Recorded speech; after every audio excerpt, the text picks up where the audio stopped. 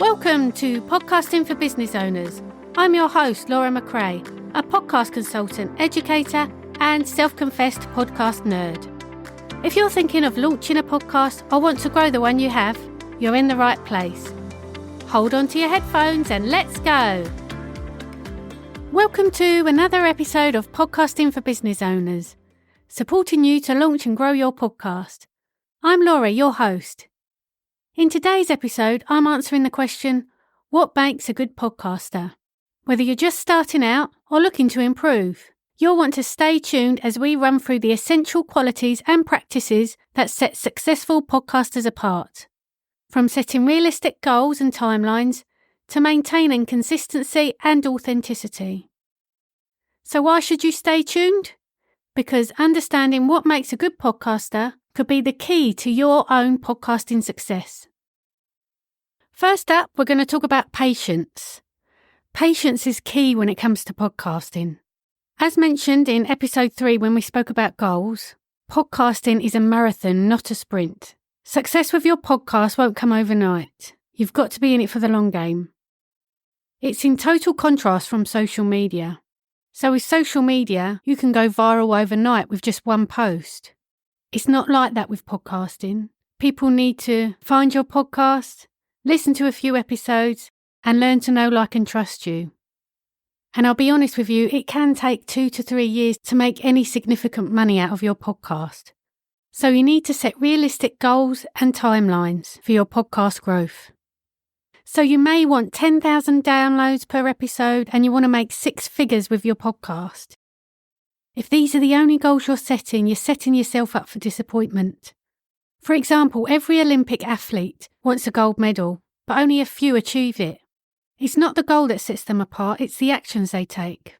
So imagine setting yourself a goal to lose 10 kilos and stepping on the scales every day, feeling disappointed because you haven't hit your target yet. Focusing only on the end goal can make you sad and demotivated. Instead, set action goals like running a mile 3 times a week or eating smaller portions. These actions will lead to weight loss and long-term success. Apply the same logic with your podcast. Set goals like getting featured on 6 other podcasts each month, rather than obsessing over download numbers. Celebrate the small wins along the way. They keep you motivated and on track to achieving your big dreams. Celebrate your milestones, whether it's your 10th episode or your 100th download, or a year of podcasting. Recognising your accomplishments can boost your morale. Treat yourself when you reach a goal. A small reward can provide extra motivation. You need to learn from your stats and your mistakes. It's good to analyse your performance. And I do this with my clients regularly. We meet every 1 to 2 months and I do an in-depth analysis on how their podcast is going. So you can do this by going on your hosting platform. In your hosting platforms, there's stats on download numbers and where people are listening to your podcast. It also shows you what apps your listeners are listening to you on, as well as the demographics, the age of your listeners, and the gender. Unfortunately, hosting sites don't give you information on consumption rates, but you can get this information from individual sites such as on your Apple account and on your Spotify account. Also in these accounts, you can see how many Spotify followers you've got and how many subscribers you've got in Apple. Yeah, unfortunately, the hosting platform doesn't have this information. So in case you don't know, a consumption rate is how long someone listened to your episode for.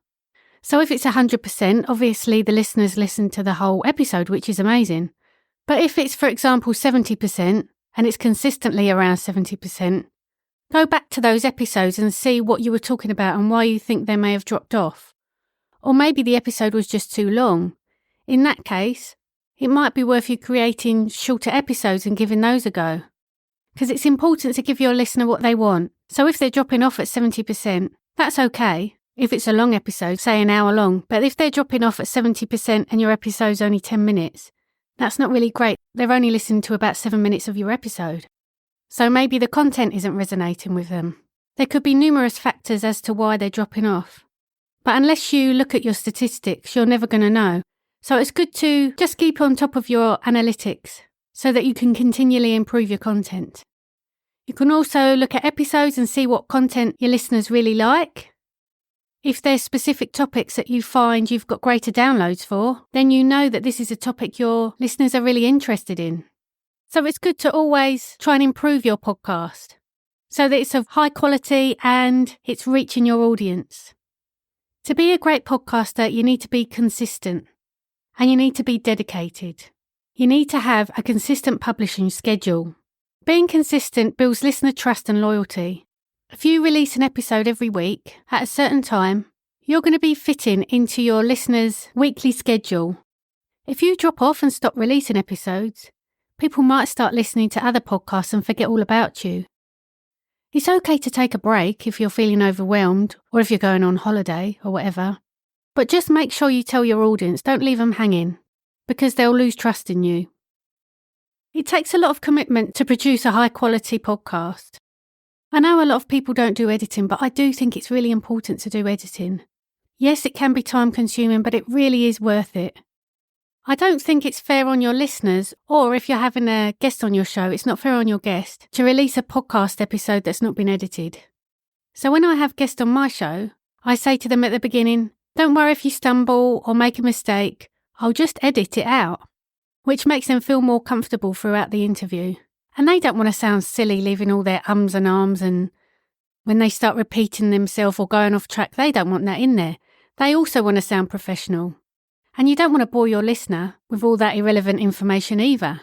So it's really worth being dedicated to your podcast and editing all your episodes. And if you don't like editing, or you don't have time for editing, then outsource your editing. As well as having a high-quality podcast, you also need a balance between producing enough content to stay relevant while ensuring your podcast remains a high quality. So don't think that the more episodes that you produce or the longer episodes that you produce is going to be a better quality.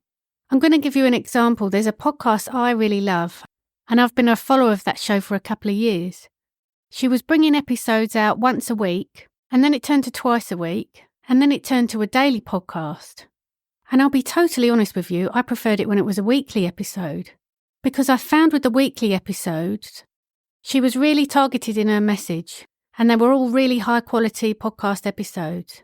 But when she went to daily episodes, the quality wasn't there anymore, and I've actually stopped following her, which is a shame really, it was such a great podcast.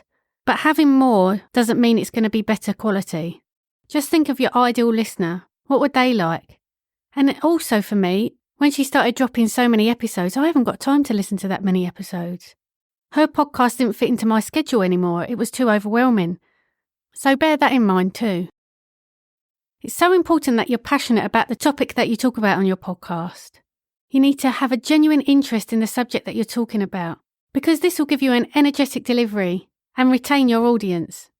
People can tell when you're not interested, and you're going to have to talk about this topic a lot, so you really need to be interested in it. So if this is something you're struggling with, here's some ways that you can sustain your enthusiasm with your podcast. Reconnect with your why. Remind yourself why you started podcasting in the first place. Reflect on your mission, such as helping others, sharing valuable insights, or building a community. Stay organised. Use a content calendar to plan your episodes in advance. With my clients, I use Trello. Trello's a project management tool that works for any type of project. You can download it for free. So we have a Trello board full of content ideas for their podcast. Then we meet and decide which episode is going to be released and when. And we base that around their business goals mainly. So for example, if they're running an event in their business, then a couple of episodes prior to that event launching, we'll talk about the subject matter surrounding that event so that they can inadvertently promote that event within their podcast episodes. Then once we've planned what content's going to be scheduled and when, I make a list of dates when each episode needs to be given to me by. And I know this might sound a bit extreme, but I ask my clients to give me their podcast episodes 3 weeks prior to the planned podcast schedule date. The reason for this is just to make sure we've got it there. Anything could happen. They could get sick or I could get sick.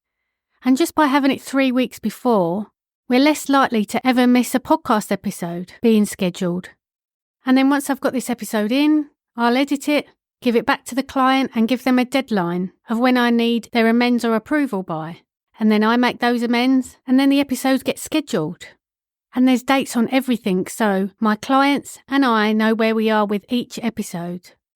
And you may not outsource any of your podcast tasks, but I still keep a Trello board for this podcast, and I do everything for this podcast. So it just also keeps me on track on where I am with my own podcast, and that's something you could do too. I'll put a link in the show notes to the Trello template I use, which you may find useful. So being organised and knowing what's coming up can reduce stress and last-minute scrambling around. Having a streamlined workflow for your podcast production breaks your podcast down into manageable steps, avoiding feelings of any overwhelm. When you can, engage with your audience regularly. Seek feedback from your listeners. Positive comments and constructive criticism can reignite your enthusiasm. Build a community around your podcast. Engage with your audience on social media, respond to their messages, and create interactive content. In Spotify now, you can ask questions on the app, and people can respond to those questions. That's a great way to interact with your audience. You can also do it on Instagram. You could do Instagram stories asking questions, asking people what content they want. And also you can obviously do this in Facebook too. It's really important as a podcast host to engage with your audience, so it's not just a one-way conversation. They want to feel like they have some sort of say in the podcast. And also, if you're feeling a bit of a lull with your podcast, try different formats. The 3 most common formats are interviews, solos, and panel discussions. Invite a diverse range of guests onto your show. A new perspective can bring fresh energy to your podcast. Another great way to get enthusiastic with your podcast is to build a network of fellow podcasters to share experiences, challenges, and successes. There's a Facebook group I really love. It's the Buzzsprout Facebook group. Members on there have lots of questions about podcasting, and people are eager to respond and give them advice. I'll put links to that in the show notes and any other Facebook groups that I recommend for networking with podcasters. If you're finding your podcast challenging, consider outsourcing tasks that drain your energy, such as editing or marketing. These tend to be the first tasks that podcasters hand over to other professionals. This allows you to focus on what you love, creating content, and try your best to maintain a positive mindset throughout your podcasting journey. Focus on the joy of creating and the impact you're making rather than on the challenges, and practice gratitude. Be grateful for the learning experience and the connections you're making through your podcast. By implementing some of these tips, you can sustain your enthusiasm for podcasting, even when faced with challenges, and continue to produce valuable and engaging content for your audience. When it comes to your podcast, you need to be authentic. It's so important that you're authentic and genuine in your episodes. Your listeners can sense when you're not truly passionate or invested in the topic. It's a good idea to be prepared for each podcast episode. Have a plan of what your message is and what your listeners are going to gain from listening to each individual episode. If you don't know what the message is, then your listener's not going to know either. So it might be a good idea to just have a list of bullet points that you can keep track of when you're recording your podcast episode. I know this isn't for everyone, but it's just a good way to stay on track. And that's a wrap for today's episode on what makes a good podcaster. We've discussed the importance of setting realistic goals, staying consistent, being dedicated to high-quality content, and remaining authentic and genuine. Remember, podcast is a marathon, not a sprint. Your growth will come with patience, perseverance, and a clear vision of your why. Thank you so much for joining me today and investing your time in learning how to become a better podcaster. Until next time, keep podcasting with passion and purpose. If you found value in this podcast, please leave a 5-star rating, and a review would be even better. Your support shows that this is a good show, which will attract high-profile guests and in turn deliver greater value to you. This podcast is produced and edited by me.